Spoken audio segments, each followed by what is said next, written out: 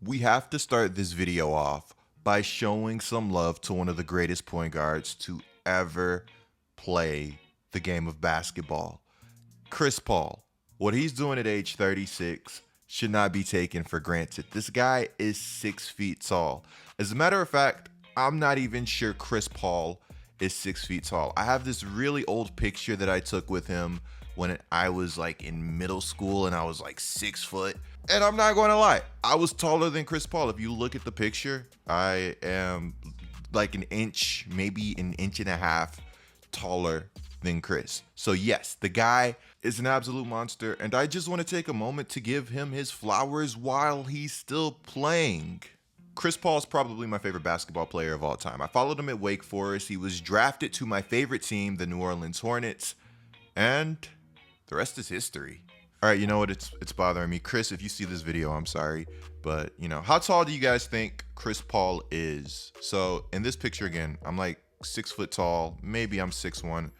Hey, I was a tall kid. Also, I want to know where you guys rank Chris Paul all time as a point guard. Now, I expect this to be really controversial, and I'm not taking anything away from Stephen Curry, but as a point guard, I want to know where you guys rank Chris Paul all time. Unfortunately, this postseason has consisted of a lot of injuries.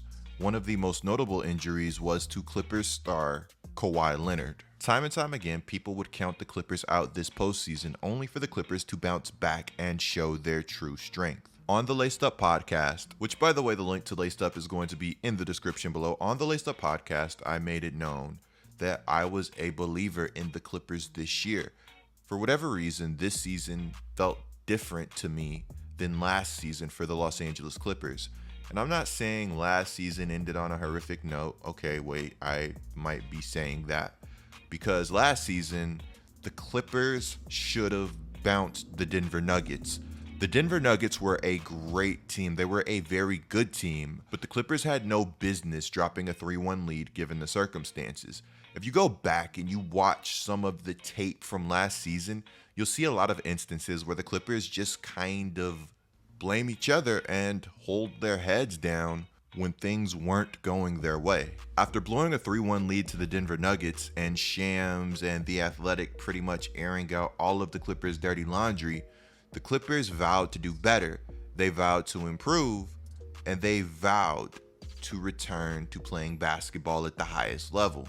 So, long story short, the Clippers would make a ton of changes. One of their biggest changes would be finding a new head coach to replace Doc Rivers. Doc Rivers throughout the years has kind of got this reputation for failing to adjust. And you can say that he also failed to adjust yet again this year versus the Atlanta Hawks. Now look, I'm not saying Doc shoulders all of the blame for the Clippers season last year, but I say that he does and should shoulder a lot of it. Especially when you take into account that the Clippers made it to the Western Conference Finals this season without their best player. Is it just me, or does it feel like a lot of players just kind of end up hating Doc Rivers or not liking Doc Rivers after they play for him? Doc Rivers has kind of gotten this reputation as a high-profile players coach, and I'm just sitting here like, I'm not sure who likes Doc Rivers after they play for him. Hiring Tyronn Lue would be a major step in the right direction for the Los Angeles Clippers. Tyronn Lue showed the ability to go zone when needed. He showed the ability to make the proper adjustments and go small when he needs to. We saw him do it against the Mavericks. We saw him do it against the Defensive Player of the Year and effectively make that Defensive Player of the Year pretty much useless. Last season, Terrence Mann was averaging 2.4 points per game. This season in the NBA playoffs, Tyronn Lue put it all on the line. He trusted Mann, and Mann came through big time and time again. But possibly my favorite Tyronn Lue adjustment was just trusting Paul George with the ball in his hands. Look, word to Boogie, Paul George has gotten a lot of hate.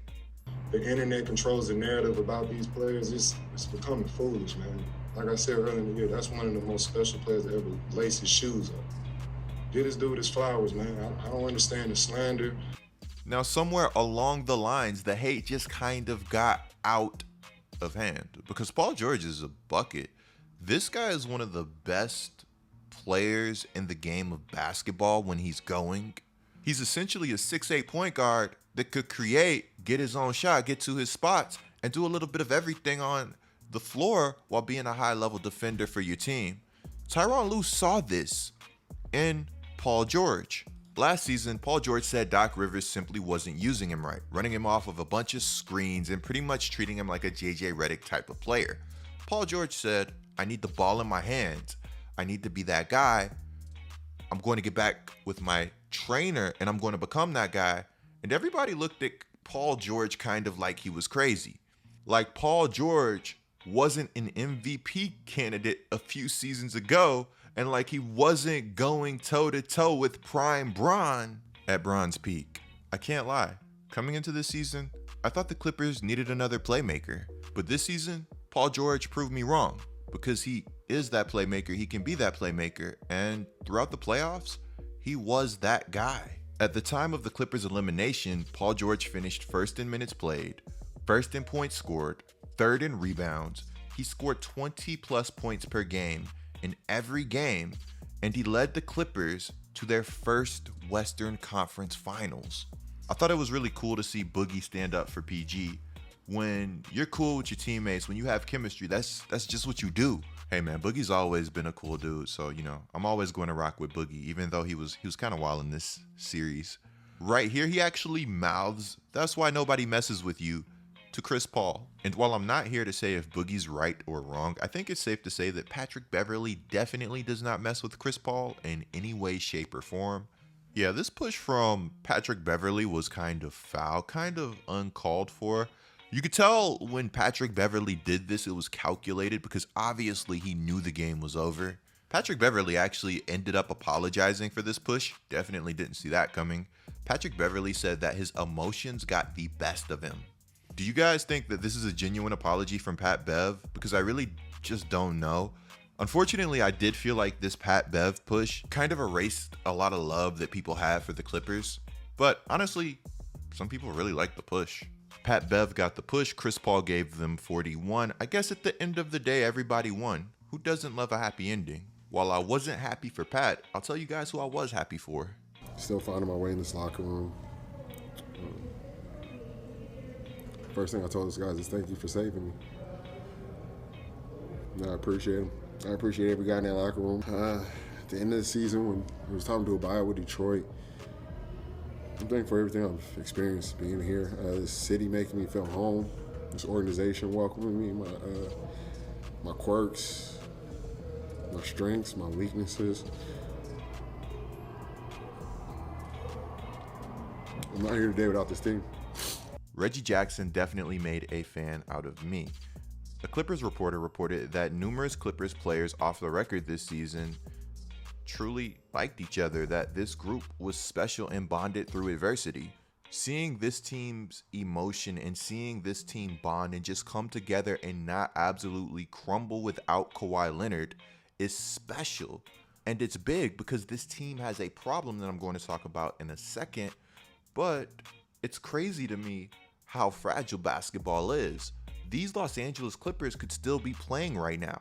If we go back to game 2, Paul George misses 2 big free throws. Paul George is a cold-blooded free throw shooter. This guy can shoot them. I can't believe I really just gassed a free throw shooter, but it is what it is. Seriously though, free throws are literally free points, free throws. You should be able to shoot free throws. I'm looking at you, Ben Simmons. Paul George misses 2 free throws. The only way this team could lose is a lob. And somehow, they allow it. Hit those free throws or stop the lob, and we're looking at a game 7. In an alternate universe, the Clippers are still playing right now. It's also incredibly unfortunate that all of their losses, except for one, were close. Now, when it comes to the Los Angeles Clippers, they accomplished a lot without Kawhi Leonard.